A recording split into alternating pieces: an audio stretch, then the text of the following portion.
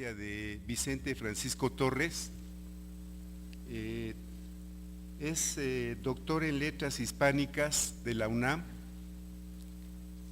Es un estudioso de la literatura mexicana y latinoamericana. Entre sus libros están José Revueltas, el de ayer, que fue editado en 1985 y hubo otra edición en 1996.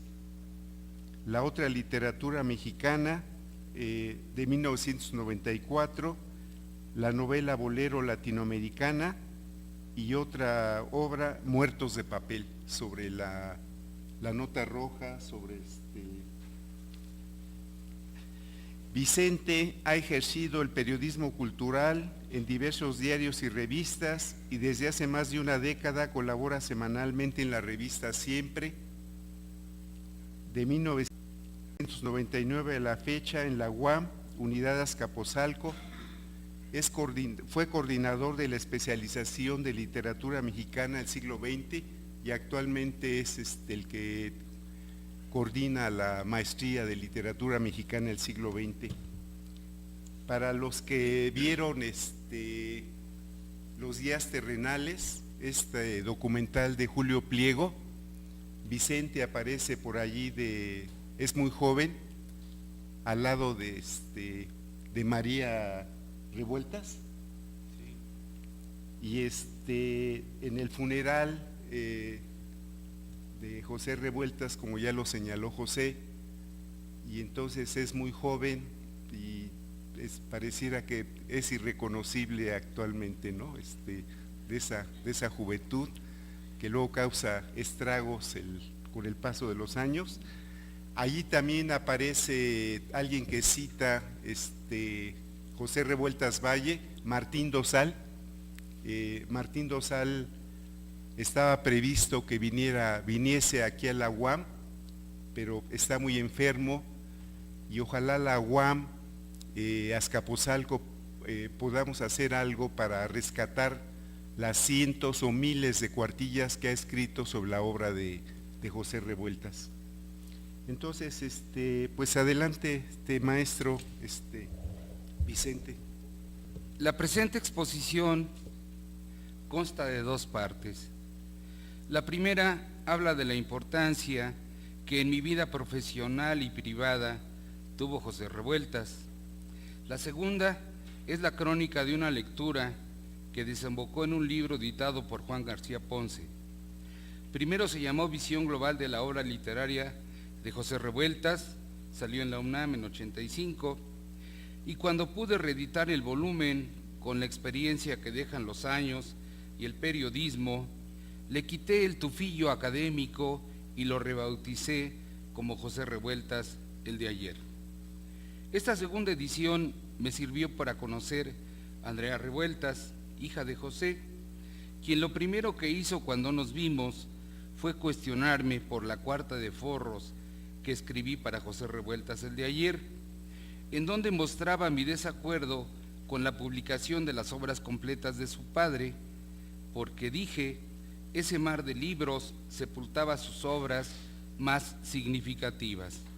Sin embargo, pronto estuvimos platicando cordialmente sobre la maravilla de haber tenido un padre como el suyo, pero ella reviró que era muy bonito para nosotros, lectores del cuento que le dio como regalo de Reyes, porque no tuvo dinero para comprarle un juguete, pero para mí, recordó ella, fue horrible no recibir la muñeca que quería. Número 1. A comienzos de la década de los 70, sobre la mesa del comedor de mi casa. Una tarde encontré un libro que en su portada tenía la foto de su autor, un hombre de cabello y piocha entre canos, que tenía roto uno de los cristales de sus anteojos.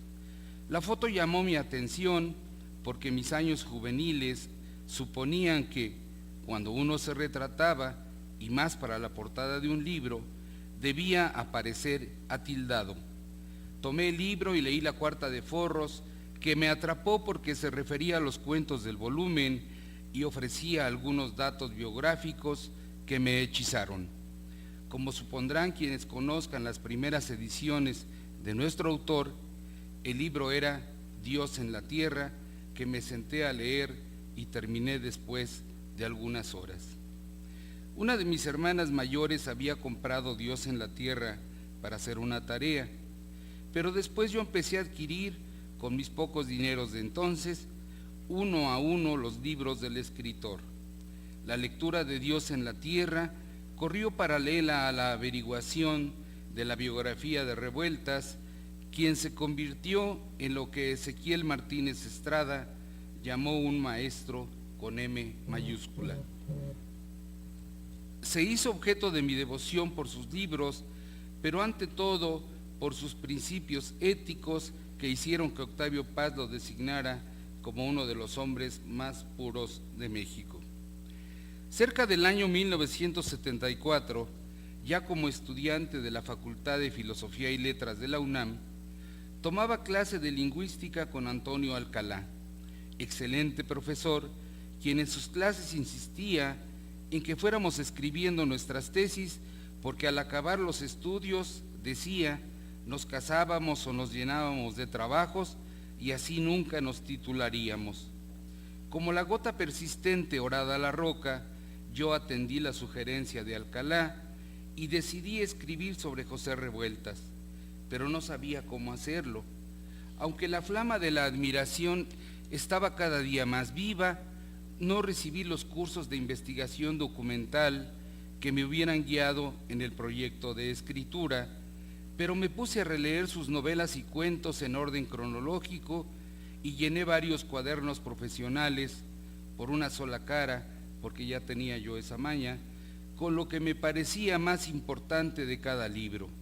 Sin quererlo, fui estableciendo constantes, conexiones y advirtiendo obsesiones. Por ese mismo tiempo sucedió algo que me confirma que el azar no existe, o como apuntó el poeta español José María Álvarez, el azar es una oscura servidumbre. Tomaba un curso de revistas literarias con Huberto Batis y allí el tremendo maestro tuvo uno de sus arranques. Se plantó en medio de las dos secciones del salón y dijo: quiero que me digan el nombre de un escritor mexicano contemporáneo cuya obra conozcan bien. Empezó a caminar por el pasillo, mirando a derecha e izquierda.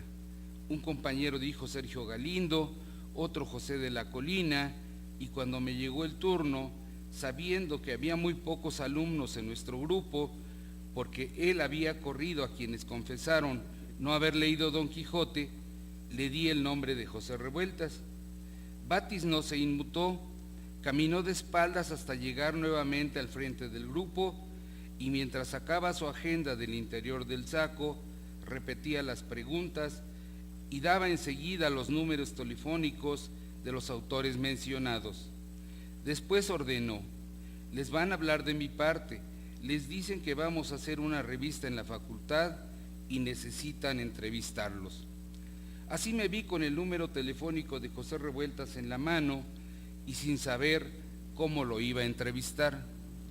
El llenado de los cuadernos y las relecturas me fueron de gran utilidad, porque ni siquiera tuve que revisar las anotaciones para ir armando un cuestionario que me pareció aceptable. Pero había otro problema, el temor que nacía de preguntarme quién era yo para llamar a ese gran hombre y decirle que lo iba a entrevistar, nada más porque decía Huberto Batis. Tardé días en llamarlo, repitiéndome que no tenía grabadora ni dinero para comprarla. No recuerdo en dónde conseguí una, enorme como rocola, y no hubo más pretextos. Marqué el número tan temido y cuando respondió la voz ronca que inmediatamente reconocí como suya, repetí la instrucción de Batis y Revueltas respondió con una cordialidad que todavía le agradezco. Sí, cuando quieras. ¿Cómo está Huberto? Ya no recuerdo lo que dije, pero hicimos una cita. Él vivía en Insurgente Sur, casi frente al Cine Las Américas, en un edificio sumamente modesto, y lo encontré en la sobremesa. Me ofreció una copa de vino con el pretexto de que así la borrachera al menos era decente, después otra y una más. Como seguro él ya había bebido otras, se cansó y me dio una cita para el siguiente día, y al otro día sucedió lo mismo y en una tercera fecha también. A lo mejor así fue como me hice alcohólico, pero en la siguiente cita dijo: ahora sí vamos a hacer la entrevista porque tienes que cumplir con Batis. Revueltas tenía una manera vehemente de hablar.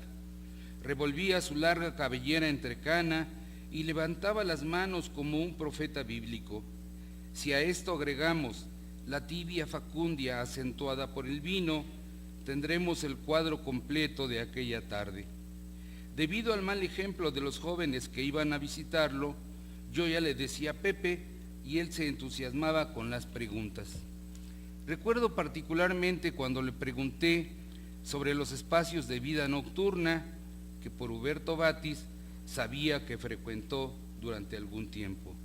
Se turbó un poco porque su joven esposa de entonces, Emma Barrón, escuchaba la grabación y sacó un poco la vuelta. Dijo que iba por razones de pura clandestinidad a comerse unos tacos o unas tortas y a bailar danzón en medio de un mundo cósmico. Recordó que en el Salón México había 3 pisos para 3 clases económicas distintas.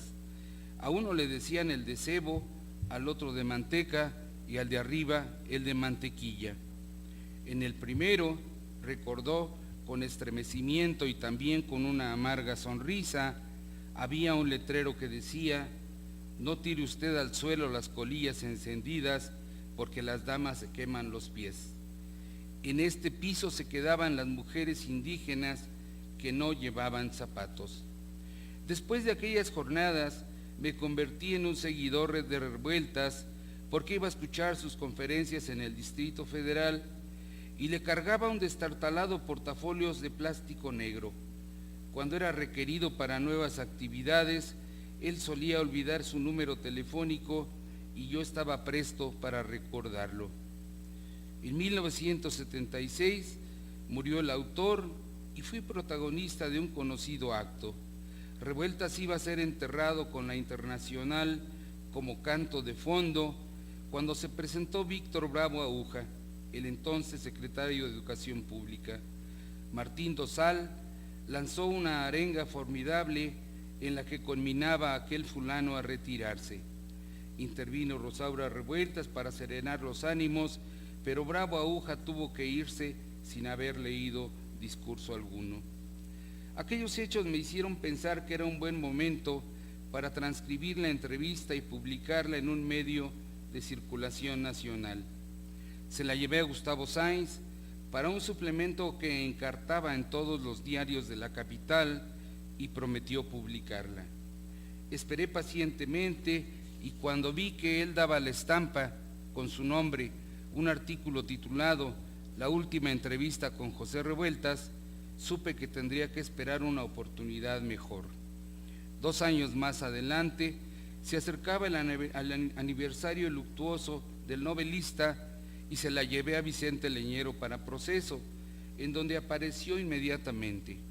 Tiempo después, al hacer una selección de las mejores entrevistas de la revista, el recientemente fallecido Federico Campbell la escogió para publicarla en un libro que se llamó Los Escritores.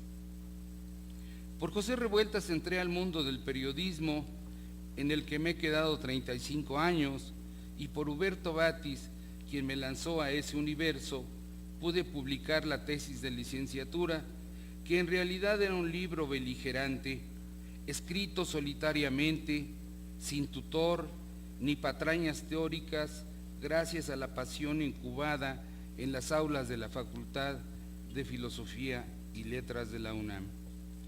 Debo ahora decir qué aspectos vitales y artísticos vi desde la lectura de Dios en la Tierra. Iba a referirme a una especie de caída de Damasco, pero faltaría a la verdad. Antes no profesaba ninguna fe, solo me inicié en una religión que abrazábamos muchos jóvenes de entonces. Esa inocente inclinación a estar con el maltratado, con el que va perdiendo la pelea, con el más chaparro, con el más débil, con el más prieto, como era el caso, con el más noble y justo, que no tenía, según mis apreciaciones de entonces, que se confirman hoy día, el merecido reconocimiento. Sé que un libro se pega a las manos del lector por su hechura literaria, no por la biografía de su autor, pero me parece que los datos biográficos de Revueltas, que llegaron a aproximarse a la geografía, sí contribuyeron, pero no más que su prosa enfebrecida, de adjetivación insólita, con esa manera de contar que parecía una expiación contra la actitud doctoral que afirma que los temas no importan, sino solo su tratamiento. Entonces yo creía y sigo creyendo con Julio Cortázar que los temas sí importan. En Dios en la Tierra me sedujo que Revueltas colocara al ser humano en situaciones límite, tironeado por sus creencias y fanatizado por el modo de asumir la religión. En él descubrí un mundo bárbaro, para usar uno de los términos que invocaba a menudo en su prosa febricitante. Inmediatamente después leí su primera novela, Los muros de agua, 1941, que me pareció magnífica. La crítica que encontré entonces se propuso enfriar mi admiración, señalando que solo contenía un acierto de título. Claro que el título era bello, pero a mí me sacudió el hecho de que el autor se diera el lujo de ser personaje de esa novela, que leí como una autobiografía, dada la clandestinidad que, ya sabía, tenían en el momento los comunistas. Y había otra razón que apuntalaba mi solidaridad con el autor. La edición que leí era de la editorial Insurgentes, con una portada blandengue que se enroscaba como chicharrón, y las hojas eran tan modestas que parecían hechas de papel de estraza. ¿Cómo, pensaba yo, hay tantos libros insulsos, con ediciones que invitan a la caricia, abrir sus páginas con la glotonería de quien gusta del olor de la tinta fresca, y esta estremecedora novela viste como pordiosera? En Los muros de agua estaba el acendrado proceso de formación de un grupo de luchadores sociales y el planteamiento de un ontologismo que iba más allá de cuestiones esencialistas, en virtud de que tocaba delicados aspectos de la realidad. Aquí se afincan los personajes que tendrán una casa en las obras de este autor: prostitutas, enfermos, baldados, delincuentes y tipos de una pureza espantosa, como decía Revueltas. Esto y las situaciones límite en que coloca sus personajes obedecen a que sus libros eran un análisis radical de la condición humana. Para ello tuvo que elaborar una escala social totalizante que iba desde el más humilde vendedor de moscos hasta el más encumbrado político. En 1943, como resultado de su actividad política en el sistema de riego de Araujo, en Nuevo León, Revueltas da la estampa al luto humano. El autor es tan personaje en esta novela que desde Nuevo León lo conducen a las Islas Marías, pasando antes por la Ciudad de México. Hechos fundamentales como el porfiriato, la revolución, la guerra cristera y la invocación de dioses prehispánicos le dan cuerpo a esta novela que se nutre de reflexiones más que de acciones. El autor insiste en el ontologismo que planteó en su primera novela, y a partir de este libro se minimizará su obra literaria bajo cargos de influencias de William Faulkner. La publicación de Los días terrenales en 1949 inicia la accidentada práctica literaria de José Revueltas, en la que será jaloneado por sus camaradas. Hace feroces planteamientos contra el estalinismo y sus compañeros del Partido Comunista le achacan que estaba dando armas al enemigo. Por la cercanía y lo candente del asunto, Revueltas se retractó públicamente de lo expuesto en la novela para ser readmitido en el Partido Comunista, del que había sido expulsado. Quiso entonces reivindicarse y en sus dos novelas siguientes se alejó de los señalamientos políticos. En esta novela reaparece el tema de la enfermedad, que ya estaba en los muros de Agua y le serviría al autor para insistir en la fragilidad humana con un párrafo como el que sigue. Los hombres sanos eran altivos, seguros. La salud les daba un prestigio vulgar y orgulloso que les hacía poner los pies sobre el suelo, como desafiando las cosas más fatales, las más unidas al destino. Pero nadie en el fondo podía ser sano, porque la enfermedad era una noción más próxima a la muerte y por eso más verdadera, y quien contradijera la muerte no podía ser sino un insensato y un iluso. El enfermo no tenía altivez, ni osadía, ni insolencia, por saberse más en contacto con lo trascendental, lo lejano y perdurable, la maldición profunda y vieja que pesa sobre el hombre. Hasta ahí Revueltas. En Algún valle de lágrimas de 1956 mostró la ridícula vida de un rentista y logró una de sus novelas menos mencionadas, pero que a mí me atrae por su recreación del centro histórico de la Ciudad de México y por la perspicaz manera de exhibir las debilidades humanas. Los motivos de Caín, del año 57, se ubica en Tijuana, muestra los problemas de la vida fronteriza y destaca la insensibilidad humana ante el dolor. Sin embargo, como en sus libros anteriores y naturalmente en los que vendrían, encontramos digresiones y largas evocaciones, un arsenal marcado por el dramatismo que es siempre estrujante, con problemas enormes para la pequeñez de sus personajes. El lenguaje de Revueltas es oscuramente bello. Los adjetivos que más usa dan una caracterización del mundo. Dice: turbio, insondable, inhumano, pavoroso, impiadoso, inmisericorde, torvo, enloquecedor, maldito, abyecto, pérfido, sollozante, lóbrego, inclemente. A sentimientos terribles agrega adjetivos que los hacen todavía más atroces, como cuando dice repugnancias vengativas. En el año 1964, Revueltas publica su novela más ambiciosa en sus planteamientos y en su forma, y vuelve a las críticas radicales al Partido Comunista, Los errores. Tres ideas destacan entre los planteamientos de este libro. Primero, la enajenación común de los lumpenproletarios y los líderes comunistas, los primeros por estar sometidos a la prostitución o a la avaricia criminal, y los segundos a sus creencias ciegas. En segundo lugar, Revueltas vuelve sobre el estalinismo del Partido Comunista y lo lleva prácticamente hasta los límites que había expresado 2 años antes en el ensayo sobre un proletariado sin cabeza. La historia de crimen y prostitución que desarrolla un puñado de personajes corre paralela al relato de los actos estalinistas del partido. Aunque esporádicamente se rozan las dos historias, en el final aparecen en un nudo ciego que expresa su particular enajenación. Así se consuma la técnica de los vasos comunicantes que Mario Vargas Llosa expresó inmejorablemente. El tercer planteamiento trascendente de la novela dice que el hombre en el capitalismo y en el socialismo es y será un ser erróneo, que el ser humano no puede alcanzar una perfección permanente. Su dignidad radica en vivir siempre atento, siempre dispuesto a rectificar los errores políticos, sociales y morales.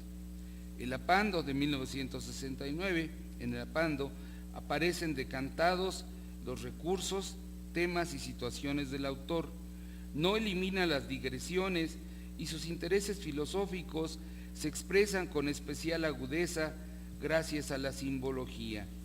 El tema carcelario que expresó Revueltas desde los muros de agua reaparecerá aquí con inusitada intensidad debido a que el Apando es una cárcel dentro de otra cárcel. El efecto que logra esta novela breve también obedece a la brevedad jadeante que desarrolla sin un punto y aparte. Si en los días terrenales encontramos al manco Ventura, en el Apando aparece el carajo, tuerto que simboliza el ojo de Dios. Desde el Apando y desde la cárcel de Lecumberri parte Revueltas para decirnos que el hombre vive preso en el mundo en una cárcel universal. Otra tesis fundamental de esta breve novela es la enajenación del hombre a manos de sus propias conquistas y la ejemplifica con los celadores que introducen tubos entre las rejas para inmovilizar al carajo. Es la enajenación del hombre por la geometría.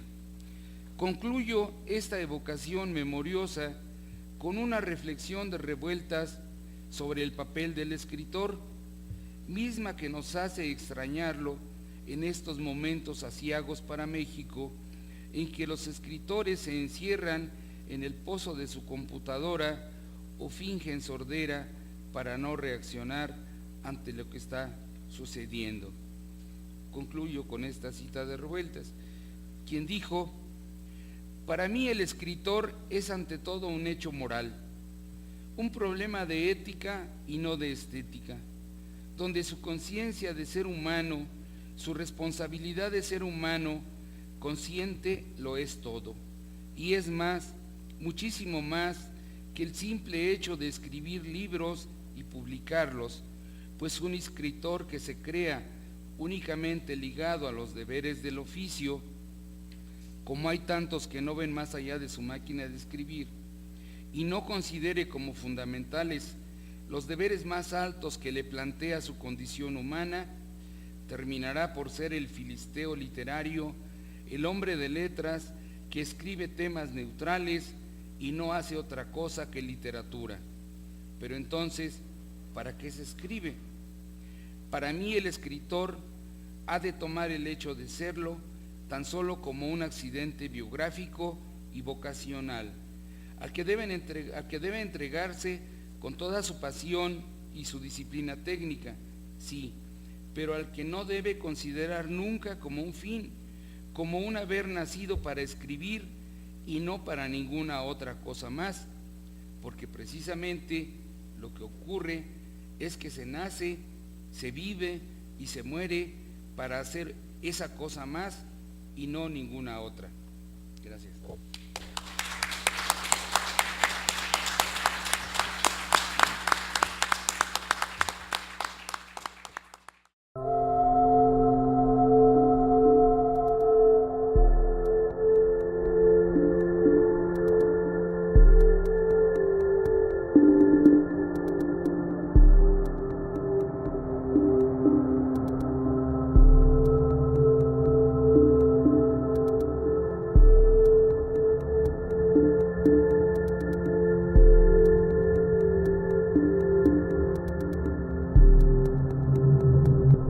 Thank you.